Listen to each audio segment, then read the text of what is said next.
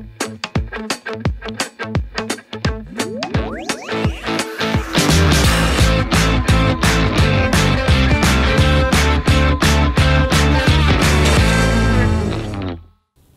Assalamualaikum everybody, and welcome to another episode of Early Adopters. Now, in this episode, we're going to be talking about something new because for the past few episodes, we've covered fashion, we've covered games, we've covered cameras, we've covered phones, and there were so many different types of activities, and there's so much that we have learned from the experts that we interviewed, and we got to know more about their reasoning behind. In this particular episode, I'm gonna venture into a culture which I feel it's been there, but currently I just see everybody doing it.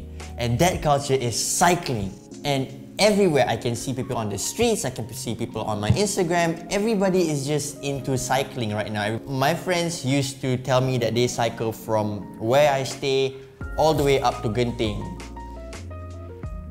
I can't brain the fact that they go through the weather, they go through the distance, they go through the pain, they are willing to sacrifice their time to go that extra mile. But I still want to understand the nature of these people who still enjoy cycling. Now, we're gonna dig in deeper to the history of bicycle. Now, where did it all began? The term bicycle came from France in 1860s, in that era, and one of the famous earlier bikes is called the penny farthing. The penny farthing bicycle is the one that has a huge tayar kat depan and satu tayar kecil kat belakang tu. And honestly, I don't know how people balance on that thing. It's like, fast forward many years later, there are so many different types of bicycles nowadays, which it serves so many purposes. Alright, so I've listed down 8 types of bicycle that I found online, and I would like to share with you guys the purpose of each one of these bicycles. Now, the first bicycle that I'm going to go through is a road bicycle. Now, a road bicycle is a versatile bike which everyone can have. Another name for it is a commuter bike. So essentially what a commuter bike is, it has a medium-sized tire and you can ride it to anywhere. So that's a road bike. Now the second bike is a touring bike, a highly competitive sports bike where they use, which there is many things to consider: the weight, the tire, the steering wheel, whether got basket or not, whether all those kind of things. And it can be really complicated. At the same time, it could be really simple depending on what level are you at. Let's move that aside. The third type of bicycle is a mountain bike. So straightforward, a mountain bike is mostly used for outdoor activities, very extreme sports where you take the bike and go outdoor, you jump from one rock to another rock and you go down some more rocks, and it's just, when I see those kind of clips on honestly, I get scared for them. I don't know how these people are not scared at going headfirst down into oblivious and you can't see anything. And now the next bicycle is a BMX. Now BMX is also categorized as a sport bicycle. It's mostly used a lot in the X Games, which I love watching X Games growing up. It's usually one geared, so you have to keep cycling if you want to move, or you can even move backwards, which that was pretty interesting to me, you know, to see, but it can be really tiring too. Now, the fifth type of bicycle is a cruiser bicycle. Now, cruiser bicycle is relatively the same, but if you look at the shape of it, it's kind of like old-fashioned. It kind of looks like the bicycle from Stranger Things. Now, the sixth type of bicycle is the recumbent bicycle.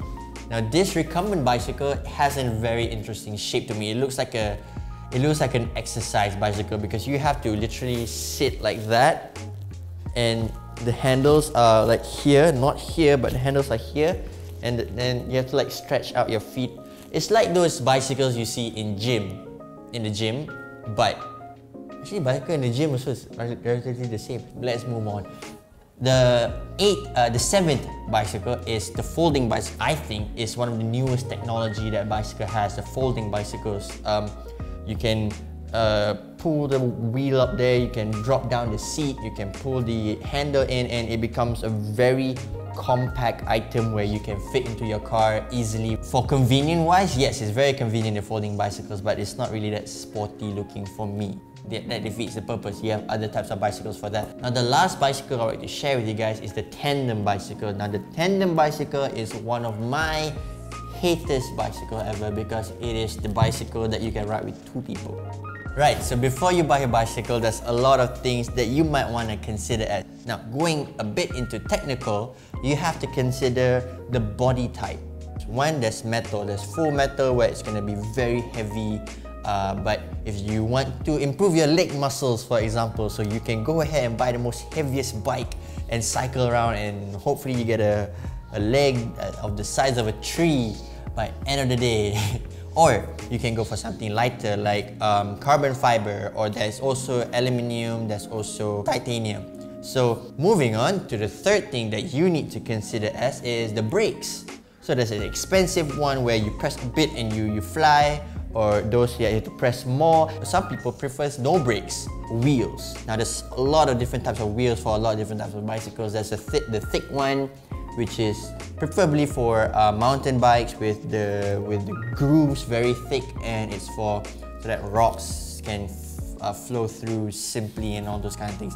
There's also a medium-sized one with less grooves, normal tar surface road or on a sidewalk. So medium size with less groove is fine. And then you have those really skinny ones, which I don't know how people balance on the skinny ones, and you ride, and that's for a different type of bicycles. Now the fifth reason that you should think of before buying a bike is the gears of the bicycle. Some bicycles can go up to what, 6, 7, or the standard 1, 2, 3, 4, or no gears at all, where you have to pedal around. I prefer a bicycle with gear, because especially when you go downhill, you don't need to cycle. You know, you can just like Mr. Bean. Sports attire, you have to buy the right shoe. You have to have helmets on, especially helmets on.